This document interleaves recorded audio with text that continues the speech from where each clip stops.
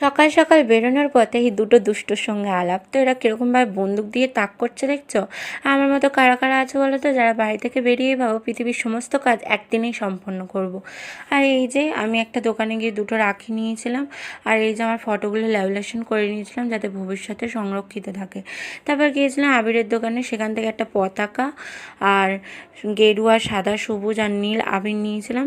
তারপর সেখান থেকে চলে গিয়েছিলাম একটা ব্যাগের দোকানে, কারণ আমার ব্যাগটা হালকা ছিঁড়ে গিয়েছিলো, তো সেটা ঠিক করার জন্য। তবে সাইকেলেও যেহেতু হাওয়া ছিল না, তাই হাওয়াও দিয়ে নিয়েছিলাম। এটা হচ্ছে আমাদের দোকান, কারা কারা চেনে একটু কমেন্ট করে বলো তো।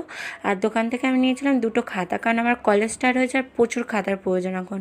আর খুব গরম লাগছিলো বলে দুটো মাজাও নিয়েছিলাম। তারপর সেখান থেকে চলে গিয়েছিলাম একটা আন্টির বাড়ি জামা কাপড়ের মাপ দেওয়ার জন্য, কিন্তু উনি ওখানে ছিল না বলে আমি সোজা বাড়ি চলে এসেছি। তারপর এসে জামাটা আমার চেঞ্জ করে আমি যেই তুলসী পাতা নিয়ে এবার ঠাকুরের পুজো দেবো। তারপর পুজো দেওয়ার জন্য আমি ভালো করে